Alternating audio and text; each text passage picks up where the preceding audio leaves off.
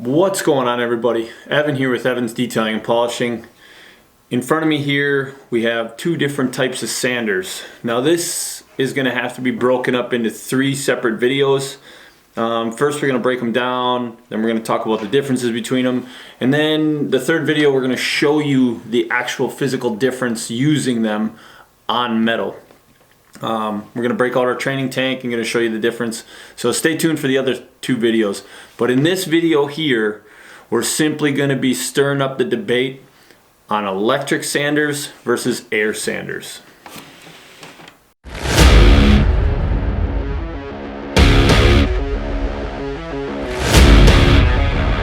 So sitting here in front of me, we got two different styles of sanders. We got a rotary and a DA style on both electric and air.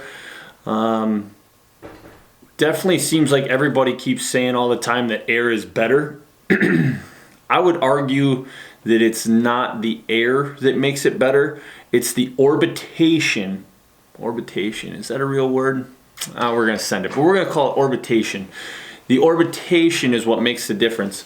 If you look in your specifications on the sander that you buy, the way that this spins in a star pattern, like a really multi-pointed star pattern. And the reason why a lot of people say that air is better is because in air tools, the star pattern is typically really tight. If you buy a cheap electric one, let's say some of the X model brands that are really cheap that you find at Harbor Freight or something of that nature, a lot of times that star pattern's really wide and the curly cues are really huge.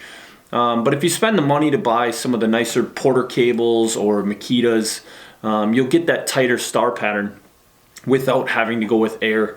My personal preference here at the shop is electric. I find that the electric is a lot more consistent. When I set the speed and I plug it in to go, it just goes. It doesn't change, it doesn't fluctuate, it stays the same. Air, I've got a huge air compressor in the shop, and anytime it dips in and dips out, lower pressure, higher pressure, my orbitation changes on the sander. I don't like not having that consistency, because consistency and smoothness is definitely what helps me get my finer finishes. And if there's any fluctuation in my finish, I feel like I'm not getting what I want out of it. So my personal preference is electric. I do know a lot of polishers out there that use air.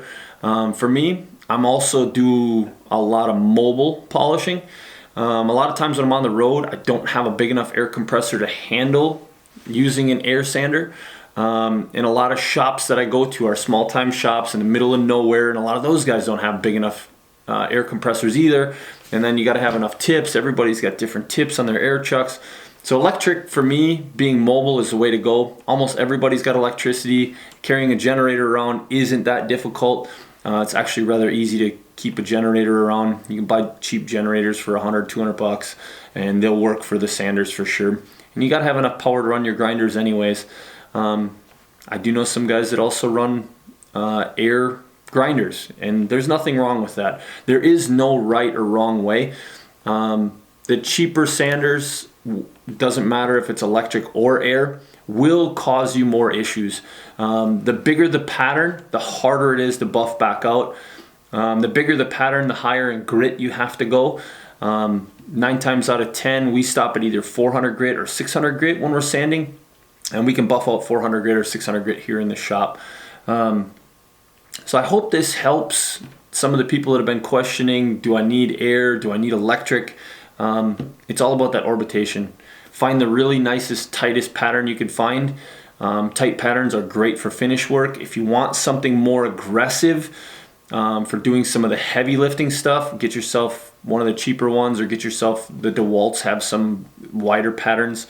Those work great for heavy removal, but use the nicer, softer ones with the finer pattern for doing your finish work. You'll thank me later when you go to do your polishing. I hope this helps out quite a bit.